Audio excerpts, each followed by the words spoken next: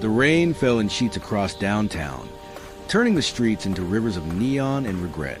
Isabella Reeves had been walking these same concrete blocks for 3 hours, avoiding the apartment that no longer felt like home.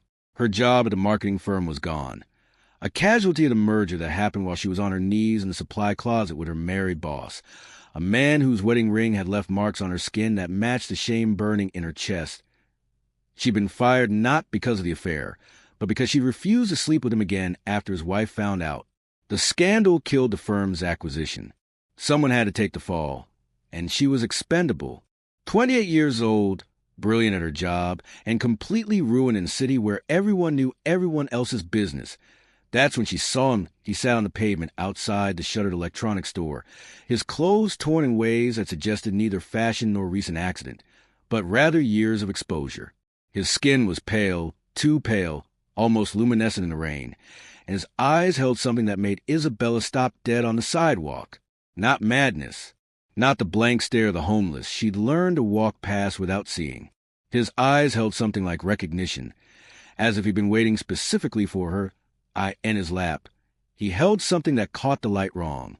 It looked like twisted metal and glass fused together, pulsing with the faintest blue glow. Everyone else, the businessmen with their phones, the teenagers with their earbuds, the couples huddled under awnings, walked past him like he was furniture. Isabella's mother used to say she had a problem. She couldn't walk past anyone suffering.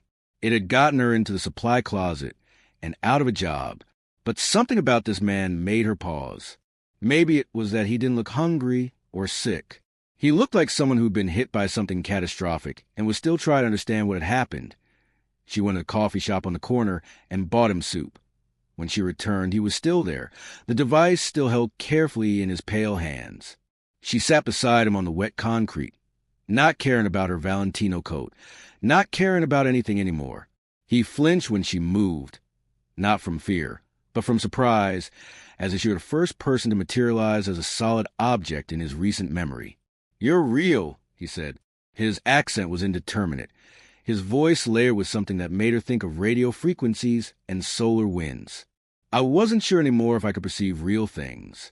The device's power is failing. Everything's becoming unclear." Isabella handed him the soup. "I don't understand what you're saying, but I know you're real. And you're cold. Eat." He accepted the soup like she'd offered him her pulse. Over the next hour, as the rain turned gentle and the city lights reflected in puddles, he told her fragments of truth. His name was Cale, though the sound of it came from somewhere behind his throat, like his vocal cords weren't quite calibrated for Earth language.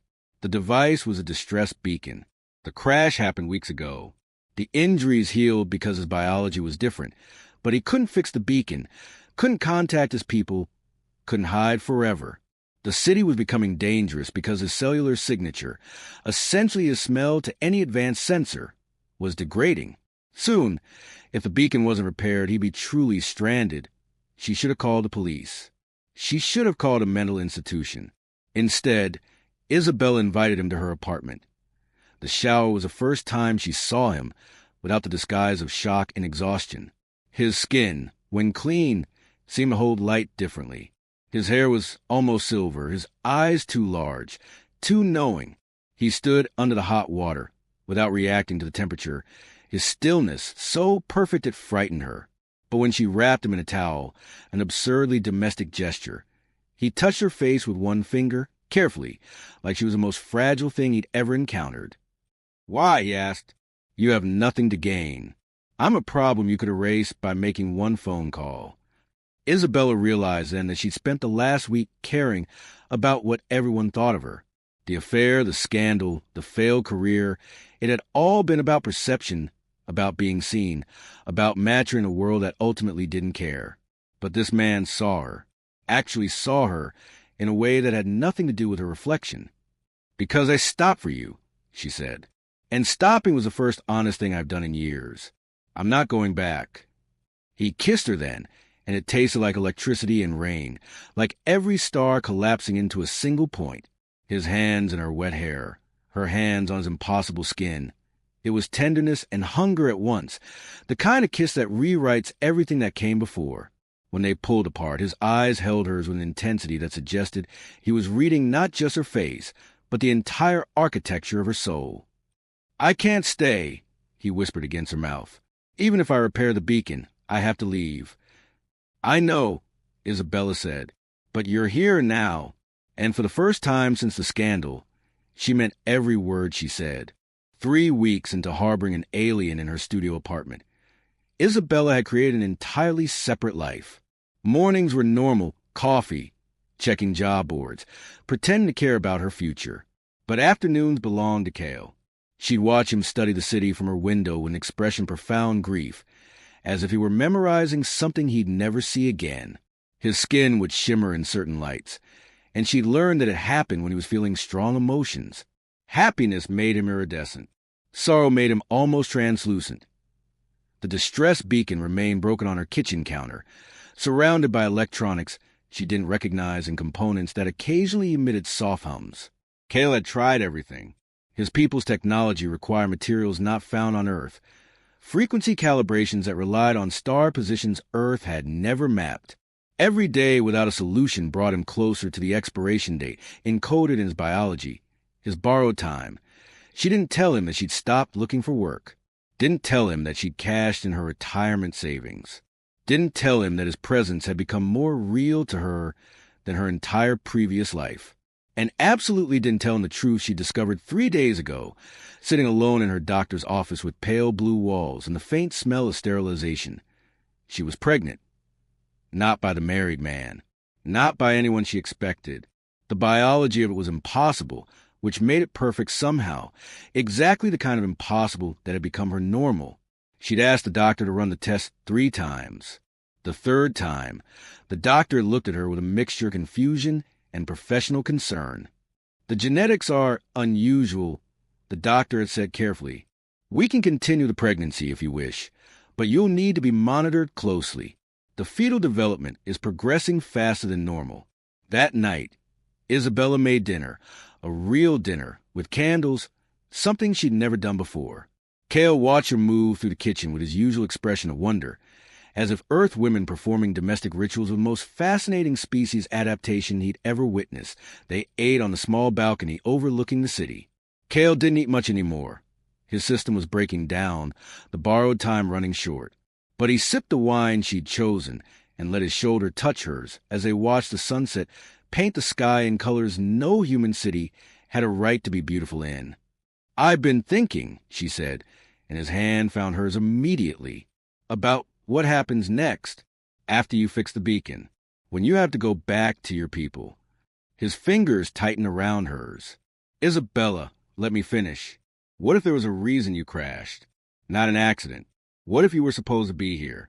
What if—" She hesitated, her hand moving to her stomach. What if this was always supposed to happen? When she told him about the pregnancy, Cale went perfectly still. She watched his skin cycle through colors. Shock, realization, wonder, fear. He pulled away from her, pacing the small balcony like a caged thing. "It's not possible," he said. "Human and my kind, we're too genetically different. The pregnancy shouldn't be viable. The child shouldn't," he stopped, understanding dawning in his eyes. "Unless our biology is adaptive. In extreme stress or major life changes, we can, but that's a myth. That's only in ancient texts, stories about species integration during the expansion wars." "What are you saying?" "I'm saying our child might be something new, something that shouldn't exist. Isabella, when my people find out—" She stood and kissed him, cutting off the spiral of his fear. Her hands found the edges of his clothes, pushing them away, needing to feel his skin against hers. This was the real truth. She'd known about the pregnancy for days and hadn't told him because she was terrified he'd disappear, that he'd leave immediately, that she'd be alone again with something impossible growing inside her. "Then don't fix the beacon," she whispered against his skin. "Stay here. We'll figure it out." He carried her inside to their bed, the bed that had become their entire universe. His body was warm now, fever temperature, his cellular structure breaking down as he neared the end of his adaptation period. He moved inside her with careful intensity, as if he were trying to imprint every sensation into her memory. She clung to him, her legs wrapped around him, their foreheads touching, and for those moments nothing existed except the two of them in a life they created without meaning to. Afterward, he held her while she cried. For all the time he'd have to leave. For the child who'd be born alien in a world that hated anything different, for the impossible choice ahead of him. I would give everything to stay. Cale said into her hair. You know that, yes? This isn't a choice I'm making. This is biology deciding for me. I know, Isabella said. But you're going to try anyway, aren't you? You're going to figure out how to stay. The city began to fail in small ways. A hospital's power grid stabilized from brownouts it had been experiencing for months. A 5-car pileup on I-90 inexplicably sorted itself. Cars moved backward on video, the accident unspooling, as if reality had developed a stutter. 17 people walked away from crashes that should have killed them. The news called it Miracle Week. Scientists requested funding for investigations. Religious groups declared it divine intervention. No one noticed a pattern. It was always the city blocks closest to Isabella's apartment where impossible things were happening. Cale noticed. His sensor net, spread throughout the building in hidden components, tracked the energy fluctuations, tracked where his presence was leaking out into the city in ways he couldn't control. The child, he said, standing over the distress beacon surrounded by half-dismantled components. The pregnancy is accelerating my cellular breakdown. I'm losing containment. Isabella, now entering her 2nd month, though she should only be 3 weeks along by any normal timeline, felt the fear spike in her chest. How long? Days. Maybe a week. My body is reorganizing itself. It's trying to support the pregnancy, trying to adapt to Earth's gravity and atmosphere in a way it wasn't designed to. Every moment you carry our child, I'm burning away faster. It's biology versus love, and biology is winning.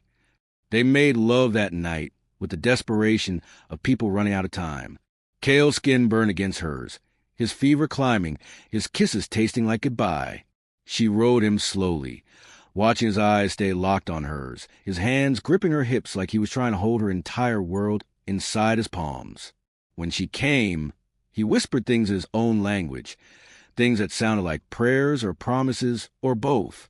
And when he spilled inside her, his cries sounded like it was being torn from something breaking. The government agents came at dawn.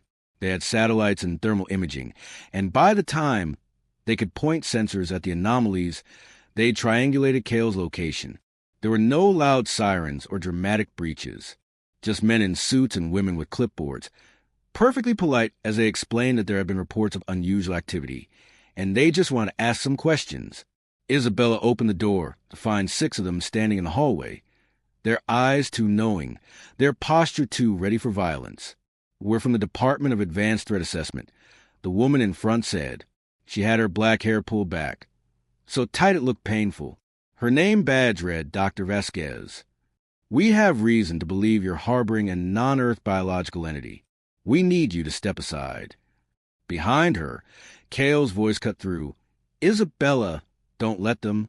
She slammed the door and leaned her back against it, spreading her arms. You're not coming in, she said. The laugh that came through the door was almost gentle. We're not going to force our way in. We have warrants, technology, and patience. Your neighbors can't hear you from here. The walls are thick enough that screaming would be pointless. So you have a choice. Listen now, or we'll come in anyway in about 45 minutes, and the process will be more invasive. Isabella's hand found Cale's. His skin was so hot it almost burned. I can make them forget, he said. My distress beacon, if I activate it properly, sends out a psychic pulse. It won't hurt them, but it will scramble their short-term memory for several hours. You can run. I'm 5 weeks pregnant, Isabella said. I can't run. Then I stay, Cale said. I activate the beacon, let them take me, and you disappear. With my cellular signature gone, you'll register as baseline human. They'll have nothing to hold you on. No, Isabella. No, she repeated, and then louder at the door. We're coming out. Don't hurt him. They took Cale in restraints that seemed to cause him physical pain. Isabella watched, 9 months pregnant, though biologically only 5, as they loaded him into a black vehicle. Dr. Vasquez took her statement in the apartment, taking particular interest in Isabella's condition. When did you become pregnant? Vasquez asked. Isabella's hand moved to her stomach instinctively. I don't know the exact date. And the father is none of your business. Vasquez smiled, and it wasn't unkind. The genetic testing will tell us anyway. But I want you to understand something. That thing in restraints, it's not what you think it is. They don't feel love. They don't experience connection. They're adaptive predators. Every signal they send, every emotion they seem to display, it's manipulation. They've been targeting human women with remarkable precision. You're not the only one. Isabella didn't believe her. But as the night stretched out, alone in her apartment with only the broken distress beacon for company, doubt crept in like a virus. Had any of it been real? Or had she been infected, literally and figuratively, by something designed to exploit her loneliness? The child inside her kicked, a sensation she'd never felt before, violent and undeniable, and she knew. Whatever he was, whatever he felt, the life they'd made together was real. 3 days after Cale's arrest, Isabella went into labor in the interrogation room where they'd been keeping her. Not arrested. They said she was cooperating, voluntarily assisting a federal investigation. Just happened to be in a secure facility where exits were monitored and her phone was in evidence lockup. The contraction started during her 8th interview, and Dr. Vasquez, who was present, studied her with a detachment that suggested she'd been waiting for this moment. Accelerated labor. As expected. Vasquez said to the recording equipment. She made no move to help. Transfer subject to Medical Bay 3. The delivery lasted 6 hours. Human and alien biology, it turned out, had very different ideas about what childbirth should look like. The doctors or scientists, she wasn't sure, moved around her with a clinical efficiency that suggested they were more interested in data than in her survival. The pain was extraordinary, but beneath it was something else, a sense that she was being torn open to reveal something that shouldn't exist. When the baby came out, the room fell into silence. The child was beautiful in a way that transcended human taxonomy. Its skin was translucent at the edges, revealing bioluminescent patterns underneath. Its eyes, Cale's eyes unmistakably, tracked her face as soon as they opened. It made a sound that wasn't quite crying, a frequency that made all the monitoring equipment spike simultaneously. When they placed the baby on her chest, still slick with birth fluids, Isabella felt it. A recognition, a connection that went deeper than biology. This was her child. This was Cale's child. This was something new taking its first breath in a world that hadn't decided whether to accept it or destroy it. Remarkable, Vasquez whispered. The hybrid manifestation is more successful than we hypothesized. The cellular integrity is... Don't touch my baby, Isabella said. Her voice was hoarse, but it contained something that made everyone in the room look at her. She'd been trying to be cooperative, trying to be reasonable. Now, holding her child, she discovered a new capacity for absolute clarity. If you touch this child, I will burn this entire facility down. I don't care if I die doing it. Vasquez made a note. We'll need to run genetic testing. Medical necessity. The answer was no. After 36 hours of recovery, Isabella started planning an escape she wasn't physically capable of executing. The baby, they decided to call it Ether, a name from Cale's language meaning the space between stars, was monitored constantly. The medical staff treated her with clinical detachment, as if she were the incubator and not the mother. 3 times she asked to see Cale. 3 times she was told he wasn't available. On the 4th day, she heard explosions. Not loud explosions. Quiet ones, happening in systems and infrastructure throughout the facility. The building's power grid stuttered. The security doors, electromagnetically locked, went silent. One by one, the monitoring devices beside her bed began to malfunction in what looked like coordinated failures. Alarms sounded in the distance, but there was something controlled about the chaos. Cale appeared in the doorway, like a ghost materializing from static. His containment suit was damaged, but his eyes were burning with an intensity that made Isabella's breath catch. Behind him, the corridor flickered with a strange phosphorescence. His cellular energy, no longer contained. "Can you move?" he asked. "I just gave birth 4 days ago." "So no." He crossed the room in 2 strides and kissed her, hard, desperate, filled with a need that transcended the physical. Then he looked at Ether, and his expression shifted into something so full of wonder that Isabella felt her eyes burn with tears. "Our child," he said. "Our child is perfect." He carefully lifted Ether from the bassinet, and the baby's luminescence intensified, recognition flaring between father and child like they were 2 stars finding each other in the dark. Ether made that frequency sound again, and the monitors completely shut down. "I can't stay," Cale said. It sounded like it was costing him everything. "The distress beacon is finally repaired. My people's ship detected the signal. They're coming, but their extraction window is small. If I stay, if I don't leave the planet, they'll assume I've been compromised. They'll initiate planetary cleansing protocols." "What does that mean?" Isabella whispered. "It means they'll eliminate all biological contamination. Everything on this world. Isabella, I can't let that happen." He laid Ether back in the bassinet and sat beside Isabella's bed, his hand finding hers. She could feel his fever, his cellular structure breaking down under the strain of his emotional output. He was dying. She could feel in the way his skin had started to become translucent, the way his luminescence was flickering like a light bulb about to burn out. "There's another option," he said. "Come with me. The pregnancy changed your biology. It adapted you to survive acceleration through space. You could make the journey. You could bring Ether to my people. They would recognize what you created together. They would honor it." Isabella looked at her baby, her impossible, beautiful baby, and then at the man she'd stopped for on a rain-soaked street. She'd spent her entire life trying to fit into other people's worlds, try to be the right kind of woman, the right kind of employee, the right kind of lover. She'd burned bridges and betrayed herself and lost everything trying to be acceptable. And then she'd been stopped by a stranger in the rain. And for the first time, she'd been exactly what was needed. "I'm coming with you," she said. "But not because you're asking. Because I want to. Because I'm done being small in a world that demands it." The ship descended through the atmosphere, like a thought materializing into reality. To human eyes, it would have been invisible.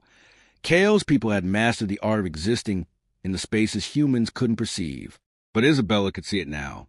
Her pregnancy had changed her at the cellular level, had given her eyes that could track higher dimensions, senses that could taste the radiation of passing stars. She stood in the facility's observation room. Cale had disabled the security, disabled the weapon systems, disabled everything that might interfere, and watched the impossible vessel lower itself toward Earth. Cale stood beside her, his hand on the small of her back, his cellular structure finally stabilizing now that the decision had been made. He wasn't leaving humanity behind without consequence. The entire city around the facility was experiencing simultaneous healing. Car accidents reversed into non-existence. Diseases arrested in their progression. Dying children found themselves inexplicably recovered. The government called it impossible. Scientists ran tests and found their instruments broken. Religious leaders debated whether this was rapture or invasion. It was love. That's what Isabella understood now. It was what happened when someone chose to stop for a stranger, when the stranger chose to stay, when they created something new together. Love is a force. Love is healing. Love is catastrophe and transcendence all at once. "I don't know what I'm walking into," Isabella said. She was holding Ether, who had learned to stop crying and had started singing instead. Frequencies that made the building's glass resonate with harmonic patterns. "Neither did I when I crashed on this world," Cale said. "But I found you. I found purpose. I found a reason to stop running and start building. You'll do more than survive out there, Isabella. You'll change everything. You and Ether, you're the first of a new synthesis. My people don't believe in love. Not the way you do. Not as weakness. They'll need to learn." The ship's entrance materialized before them. Visible now that she was close enough, a doorway that opened into light the color of possibility. As they approached, Isabella's mind flooded with communications from Cale's people. Surprise, confusion, cautious interest. They'd monitored her, studied the pregnancy, run projections. The consensus was that she was a contamination. But as they perceived ether's luminescence, as they calculated the hybrid's genetic potential, consensus shifted into something closer to awe. A woman appeared in the doorway, or something wearing a woman's shape, though her edges seemed to shift and reform. She was old in a way that suggested centuries, her skin etched with patterns that might have been scarification or programming or the visible architecture of thought itself. "I am Prime Validator Chef," she said. Her voice came from multiple directions at once. "We received notification of integration compromise. We were prepared to initiate planetary remediation, but instead we find..." She moved closer to Ether, and her sharp features softened. "We find hope." She extended a hand to Isabella. "You are welcome among us, harbinger of new possibility. Your sacrifice is understood and honored." "I'm not sacrificing anything," Isabella said. "I'm choosing. That's the whole point. I chose to stop. I chose to stay. I chose to go. Those are my choices, and they're mine to make." Chef's expression registered something. Surprise, perhaps recognition. She bowed slightly. "Then we welcome your choice, Isabella Reeves. Come, your new world awaits." The passage through the atmosphere changed her, though not in ways she could yet perceive. Gravity shifted. Light bent into colors that had no names. Time became something negotiable, something that could be traveled to like water rather than endured like a prison. Kale held her as the ship rose, and through the walls, transparent now to her transformed perception, she watched her fall away, becoming small, becoming a memory, becoming a story she'd tell their daughter someday about the rain and the stranger and the day she decided her life was only going to be small if she allowed it.